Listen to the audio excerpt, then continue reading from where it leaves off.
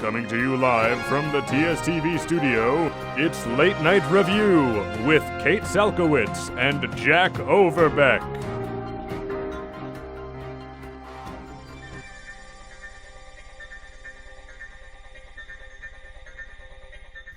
Good evening and welcome to Late Night Review. We talk about what's happening and what's not.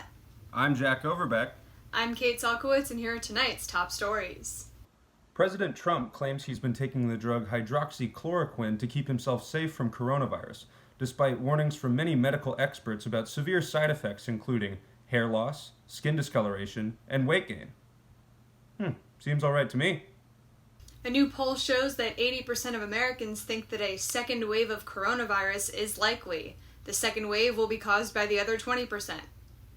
After a tenure filled with disastrous events, UT's President Greg Fenves has announced that he will be leaving Austin to take a position at Emory University in the fall. In other words, he's opting to pass-fail his career. SpaceX founder Elon Musk and Grimes have welcomed their first baby into the world, X-A12. The Musk baby will go down in history as the first white kid to have his name mispronounced on the first day of school. Amazon founder and world's sexiest Lex Luthor, Jeff Bezos, is projected to become the world's first trillionaire by 2026. Bezos reportedly accumulated his wealth by putting a fifth of his paycheck into savings every month, believing in himself, and not spending so much money on avocado toast. Despite the coronavirus pandemic, Carnival Cruises has announced that they still plan to launch 8 cruises during the month of August this year. These ships will be stopping in St. Thomas, Puerto Rico, and Hell. President Trump recently unveiled the United States Space Force's official flag, which is noteworthy for many reasons, one of which is that that's not actually the Space Force flag. That's the logo of Starfleet from the Star Trek franchise, and you didn't notice because they're that similar. This is the real Space Force flag. Viacom's lawyers could not be reached for comment.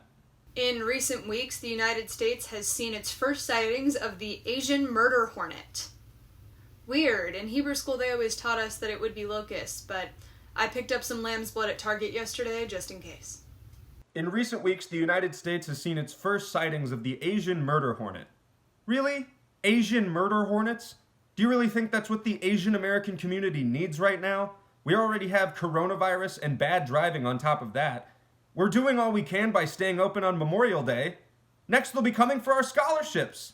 In recent weeks, the United States has seen its first sightings of the Asian murder hornet, making Asian murder hornet venom the second most deadly thing being injected into Americans' bloodstreams this month. That's right, Donald Trump has suggested that it might be worth researching putting disinfecting products into the human body in order to treat coronavirus.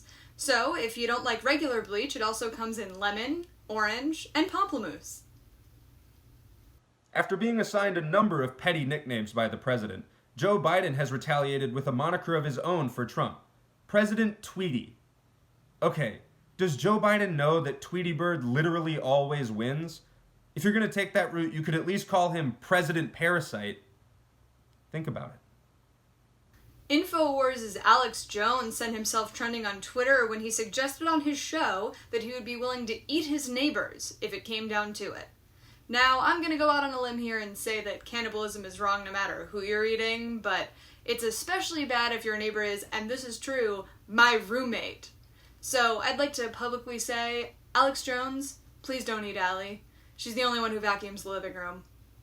Last week, President Trump went without a mask during a visit to a Pennsylvania PPE distributor. And if you think that's bad, you should have seen him at the toupee factory. For Late Night Review, I'm Jack Overbeck. I'm Kate Salkowitz. Good night.